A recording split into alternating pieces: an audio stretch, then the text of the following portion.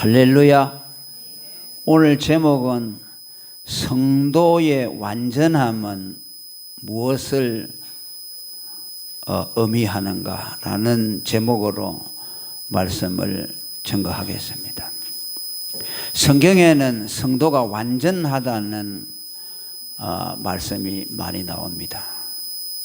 아가서에도 보면 나의 완전한 자야 라고 또 그렇게 말씀하고 있고, 또 오늘 읽은 말씀에도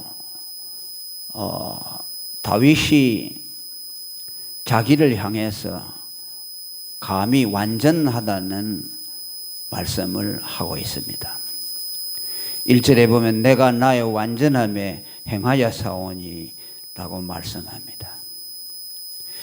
자기 행위의 완전함을 말씀합니다. 우리가 이 말씀을 읽으면 다윗은 우리와는 수준이 너무 동떨어진, 우리가 감히 넘볼 수 없는 믿음의 사람이구나라는 생각이 들 수가 있어요. 그러나 우리는 성경에 나오는 모든 사람들은 다 우리와 성정이 똑같다는 것을 알아야 합니다. 하나님의 기도를 가르치면서도 엘리야를 들어서 말씀했죠. 그가 기도함으로 3년 6개월 동안 하늘이 닫히기도 하고 또 열리게도 했다고 했습니다. 그러나 그는 우리와 다른 특별한 사람이 아니고 우리와 성정이 같은 사람이라고 그렇게 말씀했습니다. 오늘 여기 다윗이 내가 나의 완전함에 행하여 사오니라는 말씀은 얼핏 들으면은 다윗은 그 행위가 완전했다는 것으로 받을 수가 있습니다. 또 성경을 그릇되게 해석하는 사람들은 그렇게 오역하기도 합니다. 그 중에서도 웨슬리안 완전주의자라는 사람들이 있습니다. 그 사람들은 예수를 믿고 또 한 번 거듭나는 것으로 되지 않고 두 번 중생하는 것을 통해서 죄와 완전히 결별한다고 합니다.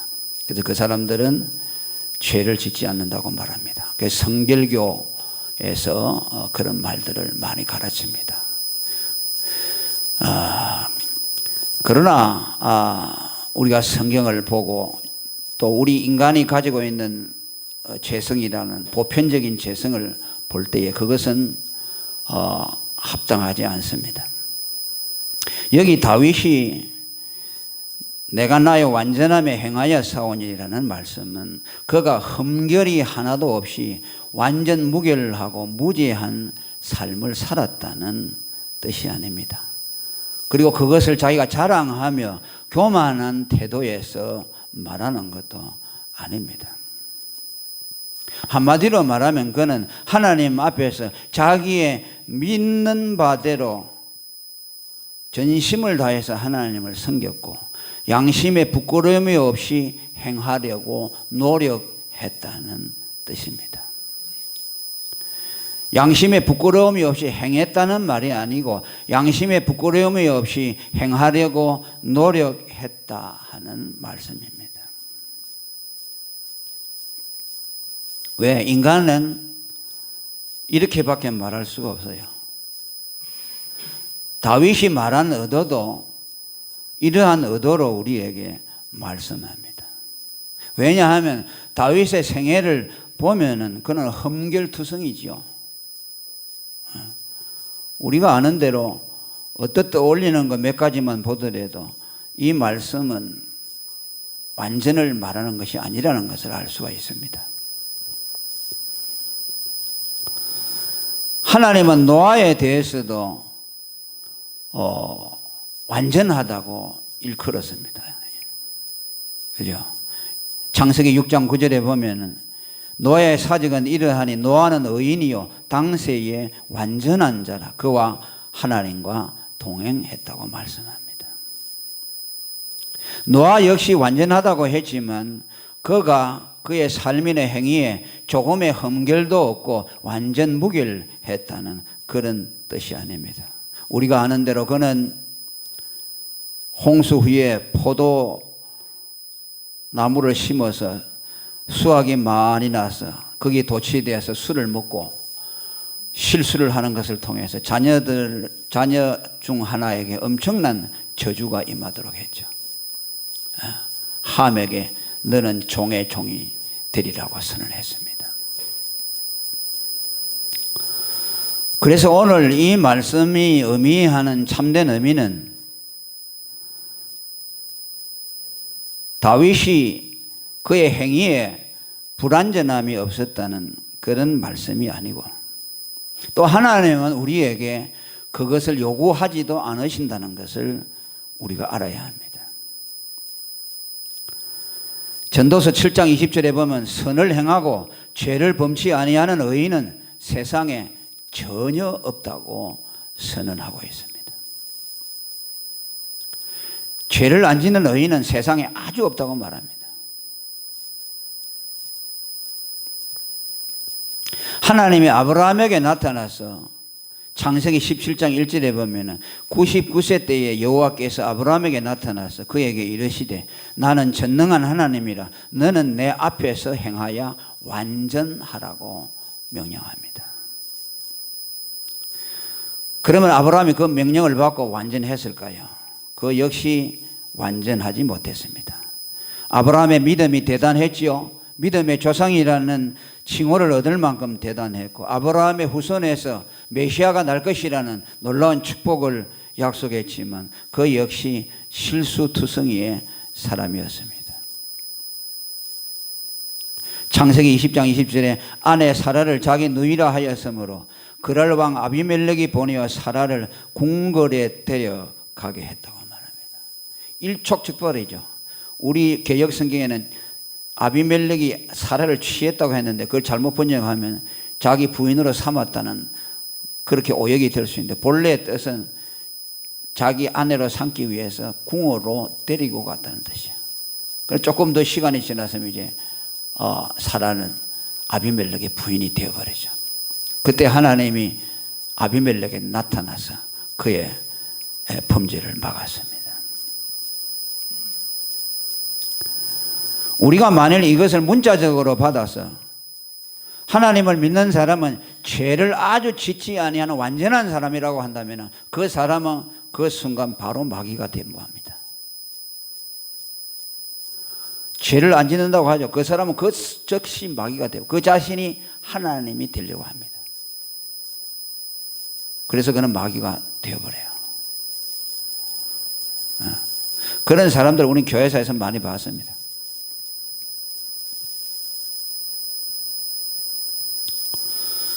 하나님은 우리가 죄인인 것을 아시며 우리의 중심을 보시는 하나님이십니다.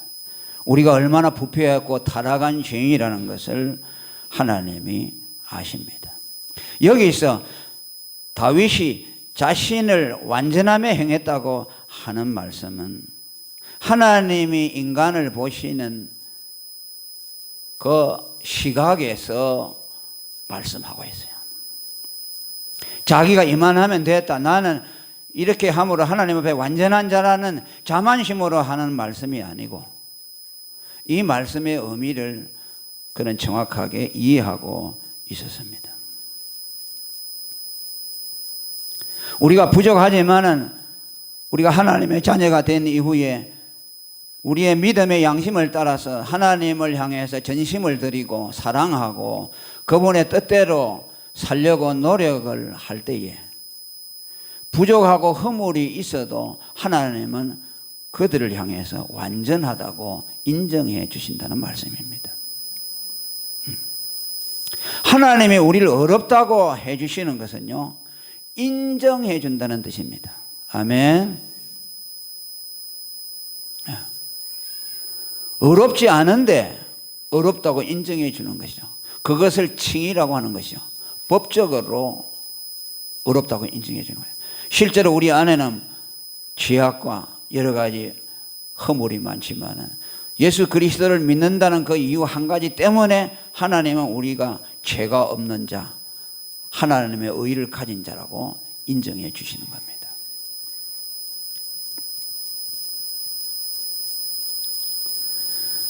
성경에는 다윗에 대해서 말합니다. 그의 일생이 헷사람 우리아의 일 외에는 평생에 하나님 보시기에 정직하게 행하고 자기에게 명하신 모든 일을 어기지 아니했다고 말합니다. 하나님은 다윗의 잘못을 한 가지만 딱 들으세요. 우리아의 아내 바세바를 자기가 취했다는 거예요. 그리고 성경은 그 일 외에는 다윗이 하나님 앞에 잘못한 것이 없다고 그래요. 실제로 그럴까요? 그는 또 다른 엄청난 죄를 지었습니다. 그것이 뭐입니까? 하나님이 인구조사를 하지 말라고 하는 그 명령을 거스리고 자기의 교만심과 마귀의 게임에 빠져서 인구조사를 하다가 큰 재앙을 만나게 되었습니다.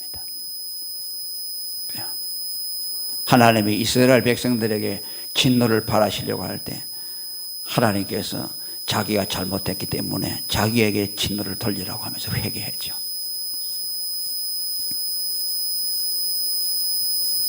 그런데 하나님은 그 죄를 말하지 않았습니다. 하나님은 여러 가지 허물이 있음에도 불구하고 그를 어렵다고 인정해 주었다는 말씀입니다. 오늘도 여러분, 저와 여러분이 부족한 것이 많지요.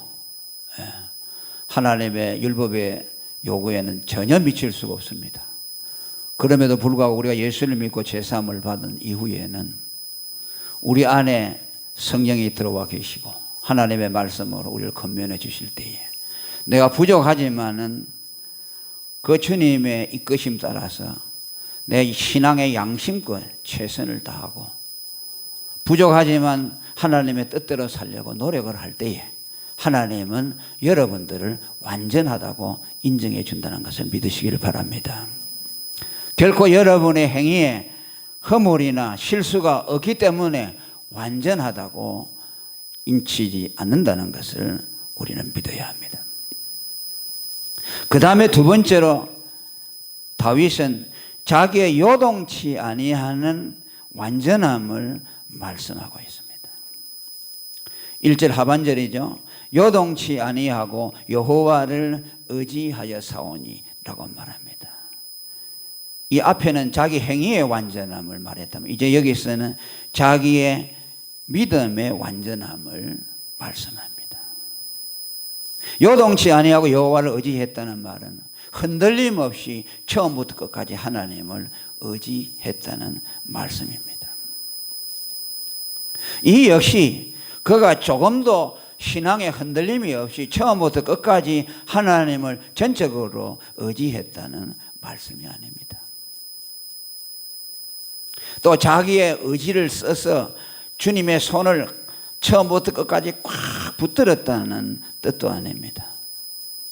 우리는 죄인이고 허물이고 부족한 것이 많기 때문에 우리의 믿음도 얼마나 약한지 모릅니다. 우리가 붙든 손이 때때로 약해지고 주님을 붙든 손이 힘이 떨어질 때가 있습니다. 그리고 때때로 실수하기도 하고 넘어지기도 합니다. 다윗도 그랬고 성경에 나오는 모든 믿음의 사람들이 그랬고 오늘 우리들도 예외가 아닙니다. 그럼에도 불구하고 요동치 아니하고 여호와를 의지했다고 말할 수 있는 것은 그 자신이 주님을 의지하는 것이 조금도 흔들리지 아니했다는 말이 아니라 그가 믿음이 약해질 때도 곧 다시 하나님의 은혜를 의지하고 주님 앞에 다시 일어섰다는 말씀입니다. 낭망하지 아니하고 십자가를 의지하고 다시 일어서기를 계속했다는 말씀입니다. 이것을 신앙적인 의미로 요동치 아니한다고 말하는 것입니다. 처음부터 끝까지 내 믿음이 변함없이 그냥 전혀 흔들림 없이 하나님을 의지했다는 뜻이 아니고 우여곡절이 많고 약하여져서 때로는 넘어지기도 하고 주님을 붙든 손이 약하여지기도 하지만 또 다시 힘을 내서 주님의 자비를 의지했다는 했다는 말씀입니다. 이것을 믿음이라고 합니다. 믿음이라는 것은 믿음 자체도 의지하지 않는 것이 믿음입니다. 아멘. 내 믿음까지도, 내가 가진 믿음까지도 의지하지 않는 것이 믿음입니다.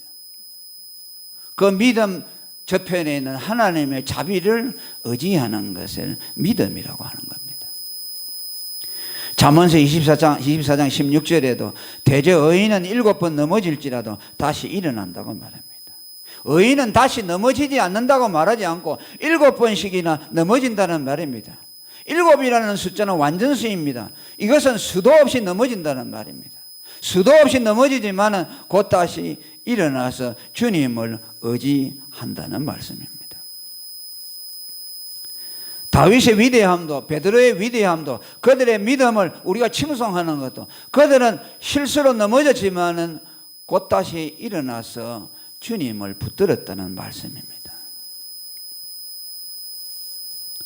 자기가 어떠한 최악의 경우에 떨어질지라도 도무지 낭망할 수밖에 없는 처절한 상황에 자신이 떨어졌다 할지라도 하나님의 자비와 공유를 의지하고 다시금 주님께로 나아오는 것, 그것을 믿음이라고 하는 겁니다. 유다서 1장 21절에 보면 너희는 하나님의 사랑 안에서 자기를 지키라고 말합니다. 이것은 뭐입니까? 자신을 하나님의 사랑 안에 두라는 말입니다. 아멘. 하나님의 사랑에서 벗어나지 않도록 그 사랑 안에 언제나 자신을 가두라는 말씀입니다. 그리고 뭐라고 말합니까? 계속해서 영생에 이르도록 우리 주 예수 그리스도의 공효를 기다리라. 너희가 영생을 얻어 천국에 들어갈 때까지 너희가 의지할 것은 그분의 공효이라는 말씀입니다. 너희가 넘어졌느냐? 그분의 공효를 의지하고 다시 일어나라. 너희가 죄를 지었느냐? 낙심하지 말고 다시 너희를 받아주실 그분의 자비를 의지하고 일어나라는 말씀입니다. 주님은 우리를 절대로 버리는 법이 없기 때문입니다. 그리스도 예수 안에 있는 하나님의 사랑에서는 절대로 끊어지는 법이 없기 때문입니다. 이 말씀은 한 걸음 더 나아가서 우리가 천국에 들어가는 것, 영생을 얻는 것은 하나님의 공율에 의존되어 있다는 겁니다. 너희가 잘나서, 너희가 잘 믿어서 천국에 들어가는 것이 아니라 하나님의 공율로 천국에 들어간다는 말씀입니다. 우리가 의지해야 될 것은 하나님의 공율입니다. 아멘. 여러분들이 도무지 여러분 자신들에게 실망해서 이 정도 되면은 나는 포기해야 돼, 벼룩도 낯짝이 있지라는 생각이 들 때라도 주님은 여러분을 버리지 아니한다는 것을 믿으시길 바랍니다. 실제로 그렇습니다.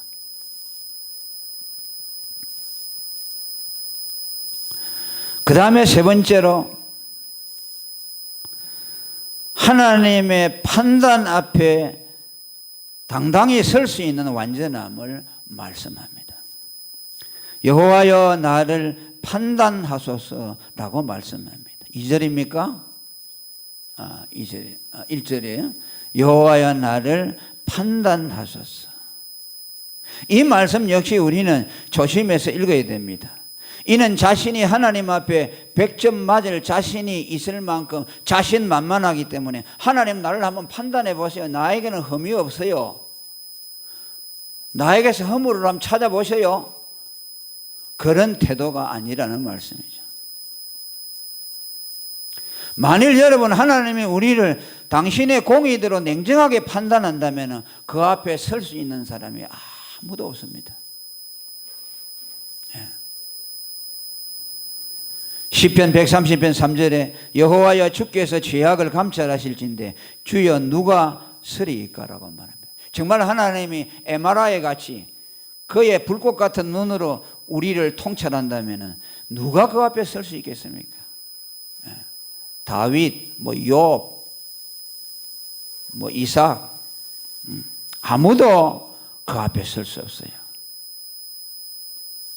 이 역시 다윗이 자기 나름대로 하나님 앞에서 믿음으로 양심껏 살아왔기 때문에 하나님이 자기를 용납해 주실 것이라는 믿음에서 나온 말씀입니다.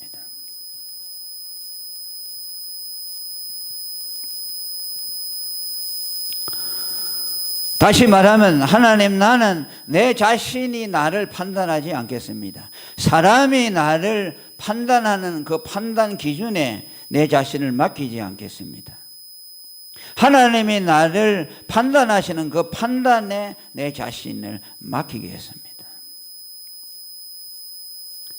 내가 넘어져서 낭망할 때도 내가 나를 보고 내 기준에서 판단하지 않고 하나님이 나를 보시는 기준에서 판단하겠습니다. 사람이 나를 향하여 손가락질을 하고 내게 대해서 악한 판단을 할 때에도 그들의 판단에 좌지우지되어 낙담하지 않겠습니다. 하나님이 나를 어떻게 보시는가에 내 기준을 두겠습니다 라는 뜻입니다. 사도 바울도 고린도전서 4장 4절에 말했습니다. 내가 자책할 아무것도 깨달지 못하나 그러나 이를 인하여 의롭다함을 얻지 못하노라. 다만 나를 판단하실 이는 주시니라. 아멘. 바울은 자기 자신을 볼 때 상당히 괜찮다고 생각할 때도 나는 나를 판단한다. 왜? 하나님이 나를 판단하는 기준은 다르기 때문에. 또 내가 잘못해서 낙심해 있을 때도 내가 나를 보고 지나치게 낙심하고 판단해서 판단하지 않다. 왜? 하나님이 그때의 나를 판단하는 판단도 다르다는 것을 바울은 알았기 때문에 오직 하나님이 자신을 판단해 주시기를 기대해야 한다는 말씀입니다. 하나님이 옳다 해주시면 자신은 한없이 약하지만 그것을 받아들이겠고, 자신이 스스로를 괜찮다고 우쭐해야 할 때도 주님이 너의 의는 너 것이 아니고 내 은혜로 서 있는 자야 라고 말한다면 나는 겸손하게 그 앞에 무릎을 꿇겠다는 말씀입니다. 오히려 자신이 자신만만하여 하나님 앞에 설 수 있다는 그런 자만의 마음보다는 하나님의 판단 앞에 내 자신을 맡기겠다는 말씀입니다. 그것의 극치가 무엇입니까? 우리가 늘 말하는 대로 하나님이 믿는 자에 대해서 가지는 그분의 법적인 판단에 우리 자신을 무엇보다 맡겨야 한다는 말씀입니다. 다시 말하면 모든 것을 떠나서 나의 옳고 그름을 떠나서 하나님이 그리스도 안에 있는 자를 향해서 판단해 주시는 그 판단을 나는 받아들이겠다는 말씀입니다. 여러분, 우리가 하나님 앞에서 의롭다함을 받는다는 것은 무엇에 근거됩니까?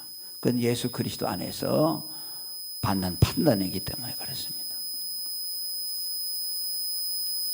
로마서 8장 33절에 누가 능히 하나님의 택하신 자들을 송사하리요 의롭다 하신 이는 하나님이시니 누가 정죄하리요 죽으실 뿐 아니라 다시 살아나신 이는 그리스도 예수라고 말합니다.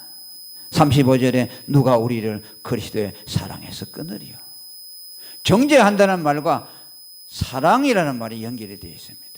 왜 하나님이 우리를 정죄하지 않느냐? 정죄한다는 말은 뭡니까? 그분의 사랑에서 끊어진다는 말씀입니다. 그런데 하나님이 정죄하지 않는다는 했습니다. 왜 그렇습니까? 우리가 그리스도의 사랑 안에 있기 때문에 그렇습니다.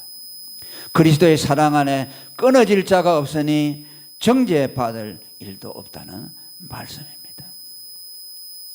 내가 부족하고 허물이 많고 주님 앞에 참으로 송구하기 짝이 없는 존재지만 하나님은 나를 자비로 받아주시고 의롭다 해주시고 또 이후로 우리가 주님 앞에 갈 때까지 늘 허물과 부족투성인 우리들이지만은 하나님은 우리를 보실 때 절대적인 공의의 잣대로 보지 아니하시고 우리가 하나님 앞에 믿음으로 행하려고 하고 우리의 신앙 양심을 쫓아서 적은 거지만은 우리가 최선을 다할 때 하나님은 거기에 대해서 옳다고 판단해 주신다는 말씀입니다. 이것을 믿으시기를 바랍니다. 여러분 스스로의 판단으로 여러분을 판단하지 마시고 다른 사람이 나를 어떻게 보느냐에 판단하지 마시고 여러분이 믿음 안에서 우리가 주님이 주시는 인도 따라서 성령의 감동 따라서 매일매일 우리가 순종하려고 노력한다면 하나님은 여러분들을 절대로 나쁘다고 말하지 아니할 것입니다.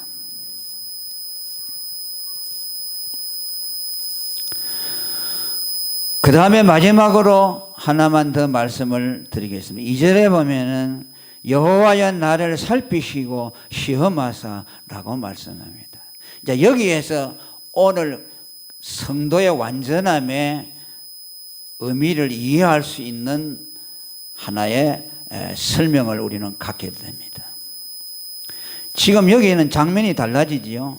지금까지는 내가 완전했습니다. 나를 판단해 보세요. 나는 부족함이 없습니다. 라고 했는데 이제는 하나님 앞에 간구하는 겸손한 태도를 우리에게 나타냅니다. 여호와여 나를 살피시고 시험하사 내 뜻과 내 마음을 단련하소서. 이것은 곧 지금까지 한 말씀의 확증이라고 말할 수 있습니다. 곧 자신은 완전하지 않다는 말씀이죠.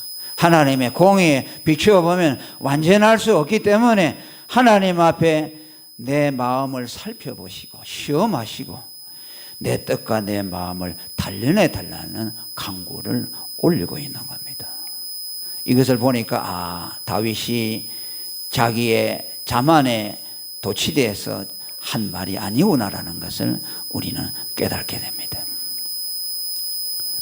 여호와여 나를 살피시고 시험하사라는 말씀은 자신의 마음을 하나님이 살피시고 시험해 달라는 기도입니다.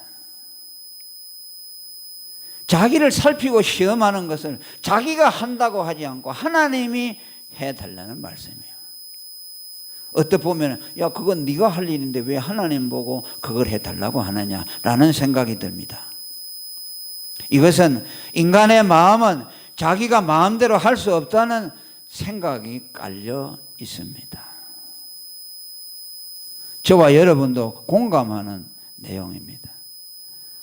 우리의 마음은 내 것이지만은 내 마음을 내 뜻대로 못하는 데가 얼마나 많습니까? 그렇죠? 제일 안 되는 것이 내 마음이죠. 내 육체는 어느 정도 내가 제어할 수 있어요. 그렇죠? 그러나 내 마음은 참으로 제어하기가 어려워요. 그것을 다윗이 알았죠. 하나님이 내 마음을 다스려 주시옵소서. 내 마음을 살피시고 끊임없이 시험해 주셔서 바른 마음을 갖게 해달라는 말씀입니다. 잠언서 21장 1절에도 왕의 마음이 여호와의 손에 있음이 마치 보의 물과 같아서 그가 임의로 인도하신다. 왕의 마음을 하나님이 마음대로 주장한다는 말씀이에요. 왕만 그렇습니까? 모든 사람의 마음을 하나님이 지배할 수가 있다는 뜻입니다. 하나님께서 자기의 마음을 주관하시고 다스려서 주님 보시기에 아름답게 해달라는 말씀입니다. 저와 여러분도 이런 기도를 할 수 있기를 바랍니다. 아멘. 내 마음대로 내 마음대로 하려고 하지 말고 하나님 내 마음을 주장하셔서 하나님이 원하는 생각을 하게 하시고 하나님의 뜻을 마음에 품게 하시고 하나님 보시기에 내 마음을 정결하게 해 주시옵소서.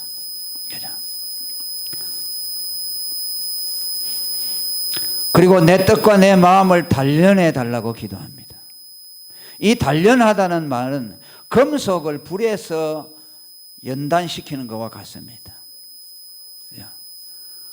여러분 풀무불에다가 그 쇠를 달궈 가지고서 대장장이들이 찬물에다 톡 넣어가지고 식혔다가 또 뜨거운 풀무불에다가 넣고 하죠. 그 여러 번 할수록 그 쇠가 강해지죠. 달래죠. 그러니까 다윗은 자기의 마음을 하나님이 풀무불로 단련하듯이 단련해서 강하게 만들어 달라는 말씀입니다. 그러면 다윗이 말하는 강한 마음은 무엇을 말씀할까요? 그 마음을 강하게 해가지고 뭘 하려고 할까요? 다윗이 여기서 말하고자 하는 뜻은 자기의 마음과 뜻이 하나님과 일치되게 해달라는 뜻입니다. 할렐루야. 예. 하나님의 뜻을 쫓아 하나님의 마음으로 살게 해 주시옵소서.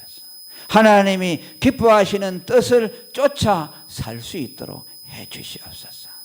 내 마음이 나약해서 이리저리 흔들리고 내 사람의 생각 따라서 움직이지 않도록 내 마음을 강하게 단련하여 주시옵소서. 베드로의 여러분 말을 들어보면 얼마나 인간이 나약하는 거 알죠? 예수님이 십자가에 죽으실 것을 분명히 알면서도 그리하지 마옵소서라고 예수님 앞에 간청하다가 사단이라고 저주를 받았습니다. 그래서 예수님 뭐랍니까? 네가 하나님의 일을 생각하지 아니하고 사람의 일을 생각한다고 말했습니다. 베드로의 마음은 나약해진 거죠. 예수님이 십자가를 지기 위해서 이 세상에 오셨다면 그 일을 할 수 있도록 도와드려야 할 거 아닙니까? 그런데 인간적인 생각으로 예수님을 생각함으로 오히려 예수님이 하시고자 하는 일들을 방해하는 데 앞장을 섰던 것입니다. 오늘 우리들도 마찬가지죠. 우리의 마음이 여러분 강해져야 합니다. 아멘. 언제나 하나님의 뜻이 어디 있는가 거기에 맞춰야 돼요. 하나님이 내게 어떤 마음을 갖기를 원하는가. 그런데 인간적인 생각에 의해서 모든 것을 결정하지 말고 하나님의 뜻을 쫓아 사는 길이 어디인가 거기에다가 우리는 초점을 맞춰야 합니다. 나는 목사도 아니고 뭐 전도사도 아니고 나는 평신도인데 뭐 그렇게까지 할 수 있습니까? 그렇게 생각하면 안 되죠.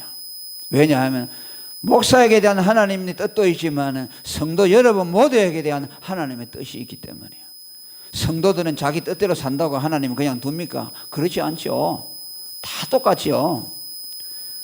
평신도에게는 평신도로서 또 하나님의 뜻을 쫓아가야 될 것이고 목사는 목사로서 뜻을 쫓아야 갈 길이 있지 않습니까?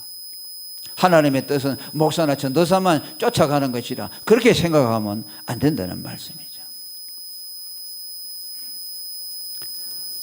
의심이 들어오려고 할 때 우리는 강한 믿음으로 의심을 물리쳐야 합니다. 염려가 우리의 생각을 사로잡으려고 할 때 강한 마음을 가지고 염려를 물리쳐야 합니다. 바로 예수님이 베드로를 향해서 말했듯이 주여 그렇게 하면 안 됩니다 할 때 예수님이 어떻게 했습니까? 강하게 했죠. 예, 그게 아니고 나는 십자가를 지어야 되는데 어쩔 수 없단다. 설득하지 않았어요. 그죠? 설득하려고 하니까 바로 사탄이라고 했어요. 이 사탄 같은 놈아라고도 하지 않고 바로 사탄이라고 했어요. 그건 뭡니까? 예수님이 이렇게 저렇게 서로 얘기를 주고받으면서 마음이 나약해지죠. 그 틈이 들어오죠. 그 서로 그냥 위해주고 따뜻한 말 가지고 이렇게 하다 보면은 예수님 자신도 마음이 나약해질 수가 있어요. 그러니까 그때는 아주 차고 강한 마음을 가지고 사단아 물러가라고 그렇게 했어요. 오늘 우리에게도 이것이 필요해요. 내가 타협하려고 하고 하나님의 뜻을 쫓아가려고 하는데 인간적인 생각이 들어와가지고 내 마음을 갖다 혼란시키면 그때는 우리가 예수 이름으로 물리쳐야 되죠. 아멘. 사탄아 물러가라. 나는 하나님의 뜻을 쫓아갈 것이야 라고 선언해야 합니다. 이것이 뭐야? 내 마음을 살피시고 시험하사 내 뜻과 마음을 강철과 같이 단련시켜 달라는 말씀입니다. 고린도전서 16장 13절에 보면은 너희는 믿음에 굳게 서서 남자답게 강건하라고 말합니다. 여기 남자답게 강건하라는 말은 남자들에게만 주는 말씀이 아닙니다. 너는 남자니까 남자다워야 된다 그런 뜻이 아니에요. 예수 믿는 세계에는 남자 여자가 없습니다. 예수 믿는 남녀 모두에게 주신 말씀이요. 남자도 남자답게 강건해야 되고 여성도 남자다운 믿음을 가져야 한다는 말씀입니다. 실제로 성경에 나오는 인물들이나 기독교 회사에서 보면은 어떤 면으로 보면 여성들이 남자들보다 더 강했습니다. 순교자들도 굉장히 많이 나왔습니다. 여성들이. 그들은 몸은 여성이지만은 성령으로 말미암아 담대한 믿음이 들어올 때에 남자들보다 강한 마음으로 주님의 뜻에 순종했습니다. 모세의 부모, 그 어머니가 바로의 명령을 두려워하지 아니하고 모세가 낳았을 때 아름다운 아이임을 보고 그를 살렸다고 말합니다. 기생 라합은 모세가 보낸 가나안 정탐꾼들이 그의 집을 찾아와서 숨겨달라고 했을 때 그 정탐꾼들을 평안히 영접했다고 히브리서 11장 31절에 말합니다. 아브라함의 아내 사라 역시 많은 두려운 일들을 만났습니다. 남편은 두려워서 떨었을 때 오히려 그는 담대한 마음으로 그 모든 위기들을 극복했다고 말합니다. 그러면서도 그는 남편을 향해서 주라고 고백했다. 너희들도 아무 두려운 일에도 놀라지 아니하면 사라의 딸이 된다고 말합니다. 사라와 같은 믿음으로 인정해 준다는 말씀입니다. 오늘 저와 여러분이 다 사라와 같이 되기를 바랍니다. 기생 라합과 같이 되기를 바랍니다. 남자답게 강건해서 하나님의 뜻만을 위해서 사는 우리 성도들이 되기를 축원합니다.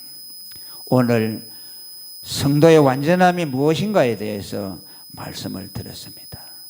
이 완전함은 우리의 흠결이 전혀 없다는 뜻이 아니라는 것을 말씀했습니다. 부족함에도 불구하고 믿음으로 우리의 신앙 양식껏 하나님의 뜻을 쫓아 사는 자들을 향해서 하나님은 완전하다고 인쳐준다는 것을 말씀했습니다. 요동치 아니하는 믿음이라는 것도 내가 일평생 내 믿음이 흔들리지 않는다는 말이 아니고 때론 흔들리고 넘어질 때가 있을지라도 곧 다시 주님의 십자가를 의지하고 주님께로 나아가는 것, 다시 믿음을 회복하는 것을 요동치 않는 것이라고 말씀했습니다. 또 하나는 하나님 앞에 우리들의 부족함이 있다는 것을 다윗은 인정하는 것을 통해서 자기의 완전함의 실상이 무엇인가를 우리에게 가르쳐 주었습니다. 다윗은 자신이 여전히 연약한 가운데 있기 때문에 하나님이 자신의 마음을 살펴서 올바른 마음과 생각을 갖도록 해달라고 기도하고 있고 또 그의 마음을 금과 같이 단련해서 강한 마음으로 주님의 뜻만을 쫓게 해달라고 기도했습니다. 오늘 또 우리는 이 다윗과 똑같은 성정을 가지고 있는 사람입니다. 여러분 낙심하지 마시고 여러분도 부족할지라도 하나님 보실 때는 여러분을 완전한 자로 인쳐준다는 사실을 기억하시고 부족하면 부족한 대로 그걸 인정하고 우리가 가진 그 믿음대로 우리가 최선을 다해서 나아가게 되면 하나님을 기쁘시게 하는 여러분이 될 수 있을 줄로 믿습니다. 통성으로 기도하겠습니다.